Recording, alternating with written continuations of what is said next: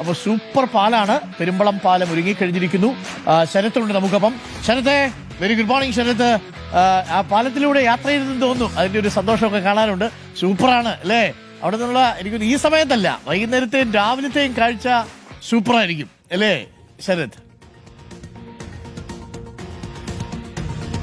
Very good morning doctor Arunkumar. അത് ആലപ്പുഴയുടെ പാലപ്പെരുമ പറഞ്ഞറിയിക്കേണ്ട ഒന്നല്ല. കാരണം അത്രത്തോളം പാലങ്ങളും മനോഹരമായ പാലങ്ങളോട് ജില്ലയാണ് ആലപ്പുഴ. പക്ഷേ ആലപ്പുഴയുടെ പാലപ്പെരുമയിൽ ഒരു പൊൻതൂവലാകാൻ ഒരുങ്ങുകയാണ് ഇത്തരത്തിൽ പെരുമ്പളം പാലം. കേരളത്തിലെ രണ്ട് കരകളെ ബന്ധിപ്പിക്കുന്ന ഏറ്റവും വലിയ പാലം എന്ന നേട്ടത്തിനാണ് ഇത്തരത്തിൽ ഉദ്ഘാടനം കഴിയുമ്പോൾ പെരുമ്പളം പാലം മാറുക.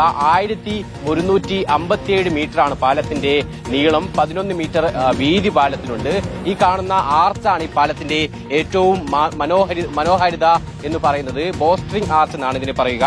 ഈ ബോസ്ട്രിംഗ് ആർച്ചാണ് പാലത്തിന്റെ ഏറ്റവും മനോഹരമായ ഒന്ന്. കാരണം ഇതിന് മഴവിൽ നിറത്തിലാണ് ഇതിന് പെയിന്റ് അടിച്ചിരിക്കുന്നത്. അതുകൊണ്ട് തന്നെ ആ ഒരു നിറം തന്നെ ഇതിന് പാലത്തിന്റെ ഭംഗി കൂട്ടുന്നു എന്നുള്ളതാണ് ഏറ്റവും പ്രധാനപ്പെട്ട കാര്യം. എന്തായാലും ഈ പാലത്തിന്റെ പ്രത്യേകത എന്ന് പറയുന്നത്, ഈ പാലം ചെന്നെത്തുന്നത് പെരുമ്പളം എന്നൊരു ദ്വീപിലാണ്. മനോഹരമായൊരു ദ്വീപും ഒരു നാടും കൂടിയാണ് പെരുമ്പളം എന്നുള്ളത്.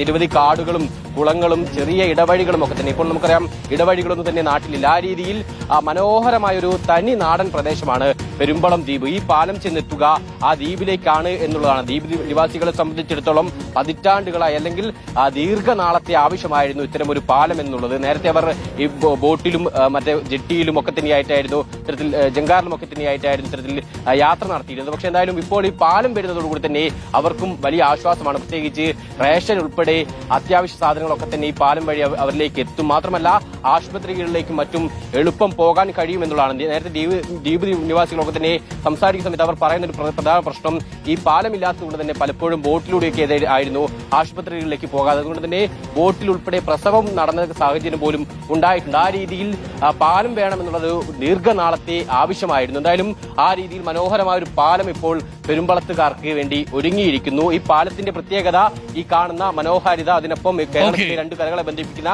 ഏറ്റവും നീളം കൂടിയ പാലം. അരുൺകുമാർ നേരത്തെ പറഞ്ഞതുപോലെ രാവിലെയും വൈകുന്നേരവുമാണ് ഇതിന്റെ ഏറ്റവും മനോഹരമായ കാഴ്ച നമുക്ക് അനുഭവപ്പെടുക. പ്രത്യേകിച്ച് വിനോദസഞ്ചാരത്തിന് വലിയൊരു വഴി കൂടിയാണ് ഈ പാലം തുറന്നു വെക്കുന്നത്. കാരണം ഈ പാലത്തിലൂടെയുള്ള യാത്ര തന്നെ വിനോദസഞ്ചാരത്തിന് ഒരു ആ രീതിയിൽ സഞ്ചാരികൾക്ക് ആസ്വദിക്കാൻ കഴിയും. കാരണം ഇത്രയും നീളം കായലിന് കുറുകെ ഇത്രയും നീളം സഞ്ചരിക്കാൻ വാഹനങ്ങളിലൂടെ സാധിക്കുമെന്നുള്ളത് മനോഹരമാണ്. അതിനൊപ്പം രണ്ടു ഭാഗങ്ങളിലുമുള്ള കാഴ്ച, ഇത് ചെന്നെത്തുന്ന മറ്റൊരു ദ്വീപ് ഞാൻ നേരത്തെ പറഞ്ഞതുപോലെ മനോഹരമായ ദ്വീപാണ്.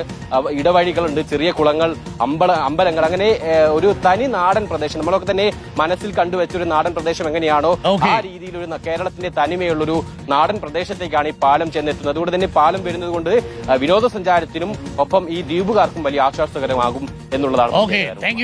സൂപ്പറായിട്ട്